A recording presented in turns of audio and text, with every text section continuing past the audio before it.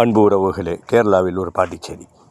அது என்ன, தமிழ்நாட்டுக்கு அருகாமையில் இருக்கக்கூடிய பாண்டிச்சேரி அது ஏன் தனி மாநிலத்தினுடைய அந்தஸ்து பெறுகிறது? அதற்கென்று தனி முதலமைச்சர், சட்டமன்ற உறுப்பினர்கள் எல்லாமே தனியாக இருக்கிறது, வரி குறைவு.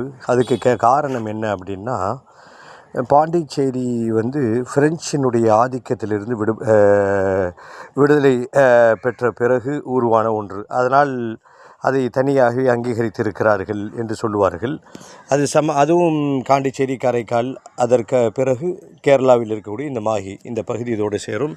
இப்போ பிரெஞ்சு ஆதிக்கத்தில் இருந்து அவர்கள் படையெடுத்து அவர்கள் செய்த செயல்களை பற்றியெல்லாம் ஒரு புகைப்படங்களாக செதுக்கியிருக்கிறார்கள். அதுதான் உங்களுடைய பார்வைக்கு இதோ.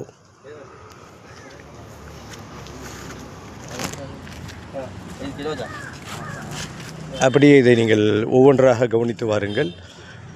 படங்கள் சொல்லும் செய்தி. இந்த படங்கள் அப்போ ஒரு வரலாற்று செய்தியை சொல்லுகிறது.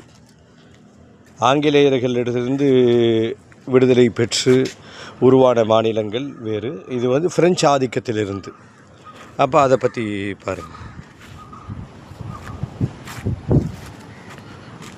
இது அப்படியே இந்த படங்கள்லாம் கவனிச்சிங்கன்னா அந்த பிரெஞ்சினுடைய அந்த கதைகளை சொல்லும். கீழாக எழுதி வைத்திருக்கிறார்கள். ஏன்னா நேரம் இல்லாதனால நம்ம அது கீழே உள்ளதை படிக்க முடியல. படங்கள் அது ஒரு சாட்சியாக சொல்லுகிறது. பிரெஞ்சு ஆதிக்கத்திலிருந்து அவர்கள் எப்படியெல்லாம் மீண்டார்கள், அவர்கள் செய்த புரட்சிகள் என்ன, அதை பற்றியெல்லாம் ஒரு புகைப்படங்களாக தத்ரூபமாக கல்லிலே வடிவமைத்திருக்கிறார்கள். அதைத்தான் இப்பொழுது நீங்கள் பார்த்து கொண்டு இருக்கிறீர்கள்.